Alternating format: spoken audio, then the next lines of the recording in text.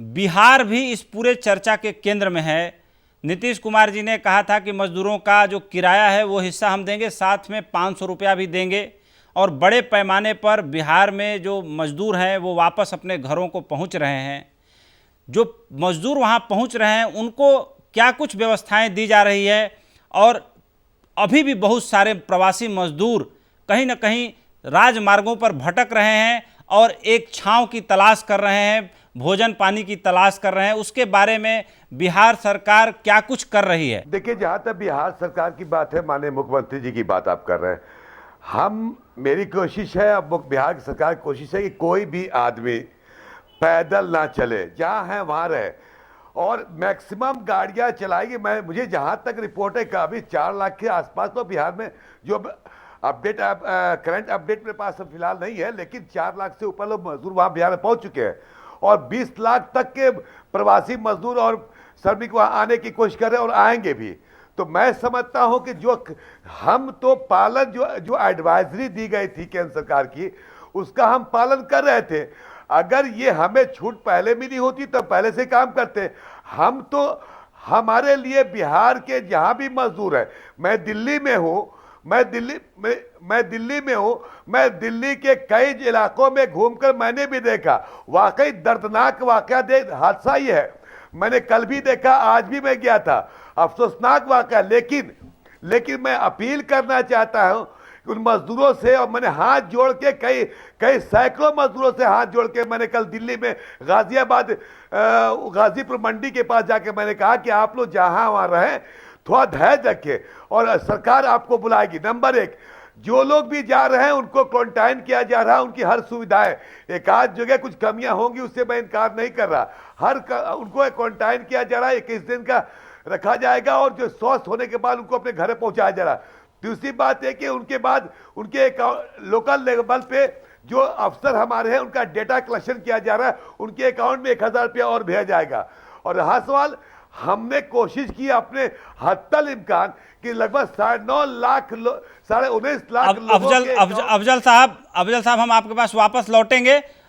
RJD के प्रवक्ता नवल किशोर जी के पास चल रहे हैं। नवल किशोर जी, बिहार में जमीनी हकीकत क्या है और आपको क्या लगता है कि प्रवासी मजदूरों के लिए सरकार को और क्या कुछ करने की जरूरत है?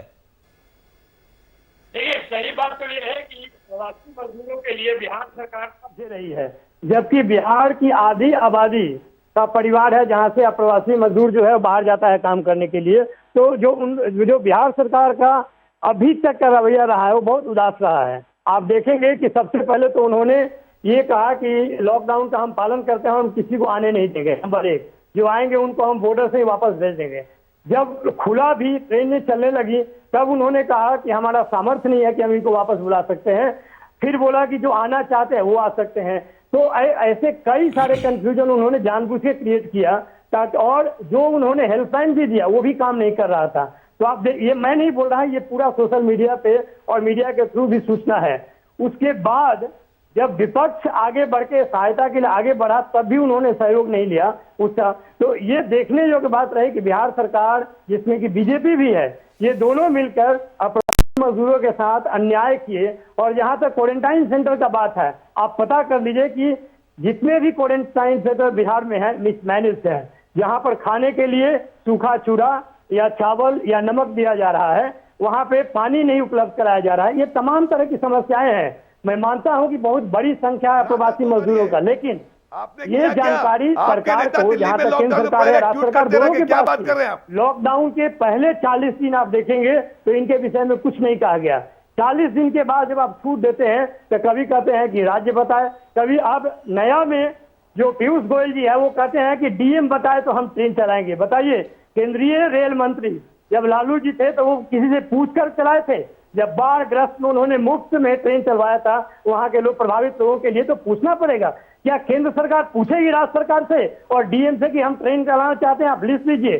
तो जो रवैया रहा है केंद्र सरकार, राज्य सरकार का, जबकि मैं ये भी मानता हूं कि पूरा विपक्ष पूरी तरह से कोई विरोध नहीं किया और सहयोग किया शुरू में, लेकिन जब देखा कि सारा पैसा आपने इकट्ठा किया, चाहे वो पीएम केयर फंड के नाम पे हो, चाहे एमपी लाइट फंड के नाम पे हो, चाहे विधायक फंड के नाम पे हो, चाहे विभिन्न हमारे नेता तेजस्वी यादव या हमारे एमएलए जितने भी हैं, एमपी हैं, जो अपने तनख्वाह से दिए, अपने फंड से दिए, वो सारे पैसा देने के बावजूद जब देखा कि इस तरह का मैनेजमेंट है तो हम लोगों ने सवाल उठाना शुरू किया। ये सवाल उठाना सरकार का विरोध नहीं था, बल्कि मजदूरों के साथ खड़ा होने का वक्त था और हमने ये काम किया। तो मैं सिर्फ ये कहना चाहता हूं कि मजदूरों के नवल किशोर जी, हम लोग चर्चा जारी रखेंगे।